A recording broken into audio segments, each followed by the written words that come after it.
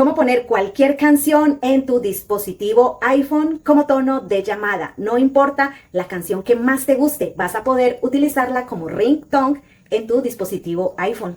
¿No tienes ni idea de cómo hacerlo? Para eso está este video. Pero antes te recuerdo darle me gusta, comentar y seguirme. Ahora sí, vamos a personalizar el tono de llamada de tu iPhone. Mira, ve.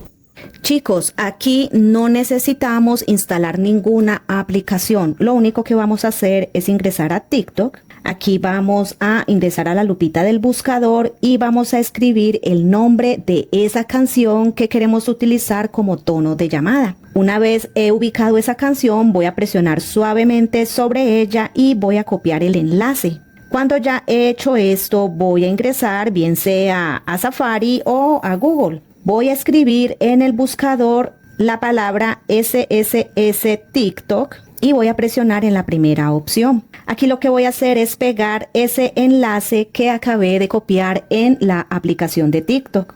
Luego voy a presionar en descargar, voy a desplazarme un tantito hasta abajo y lo que haré es oprimir en la opción descargar MP3. Aquí me saldrá una publicidad, pero voy a darle en la pestañita de cerrar que hay en la parte superior y luego voy a presionar en la opción descargar. Una vez aquí voy a abrir esas descargas que he acabado de hacer en mi dispositivo y aquí en esta maletita o en esta flechita voy a presionar y luego voy a buscar esta opción, usar como tono de llamada. Listo chicos, les recomiendo que ese audio dure al menos 30 segundos para que puedan usarlo como un ringtone o como tono de llamada en su dispositivo iPhone. De lo contrario, no les va a permitir hacer esos cambios en su dispositivo. Aquí sale entonces la canción. Y listo mis chicos, ahora cuando te llamen sonará algo como esto.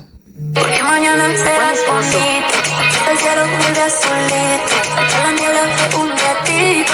Realízalo en tu dispositivo iPhone y dime en los comentarios qué tal te fue.